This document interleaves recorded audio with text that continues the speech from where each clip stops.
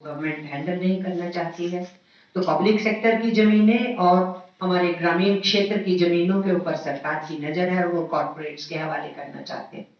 तो पॉलिटिकली तो हम सीधे समझ रहे हैं कि जो कॉर्पोरेट्स हैं मौजूदा सरकार के, विशेष करके उनमें जो मित्र लोग हैं, गरीब जनता से पैसा साइफन ऑफ करके उनके पास भेजा जा रहा है और इनइक्वालिटी बढ़ रही है। आपके ही मीडिया में रिपोर्ट आना शुरू हो गई है, जो ऑक्सफैम की परसों रिपोर्ट आई है और वही बता रही है कि 1% दुनिया के अमीरों के पास पूरे दुनिया की 43% जो है वो धन दौलत है।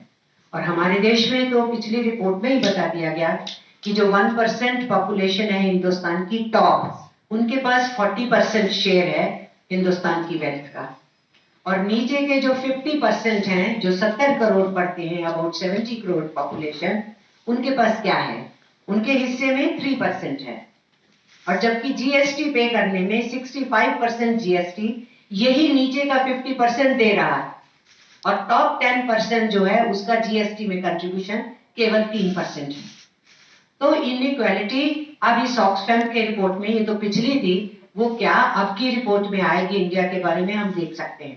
तो इसलिए हमने इसमें सीधे कहा है कि कॉर्पोरेट कम्युनल नेक्सस है और गरीब से पैसा साइफन ऑफ करके ऊपर अरबोपतियों खरबोपतियों को दिया जा रहा है। कोरोना से पहले अगर 102 थे बिलियनियर्स, तो कोरोना के बाद 162 हो चुके हैं।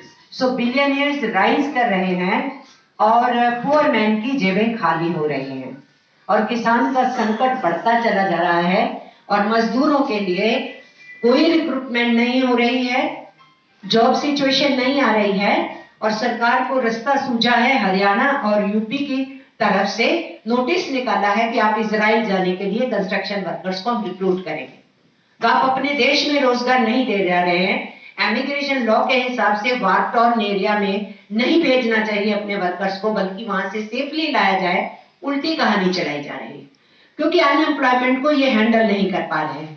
तो अनएम्प्लॉयमेंट भी बढ़ गई, पब्लिक सेक्टर पे भी हमला हो गया, किसानी खेती भी संकट में जा रही है, एजुकेशन के निजीकरण की तरफ बढ़ रहे हैं, हेल्थ के निजीकरण की तरफ बढ़ रहे हैं।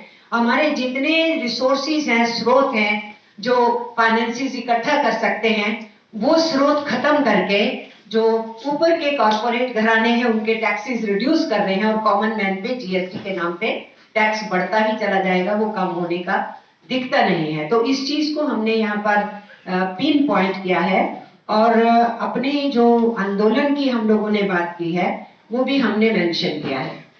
किसान मोर्चा के साथियों ने जन जागरण की यात्रा का 10 से 20 का डेट सुनिश्चित किया था, वो चल रहा है गांव गांव तहसील तहसील। कल इनका जलंधर में कन्वेंशन था, किसान साथी बोलेंगे उसमें मैं नहीं बोलती।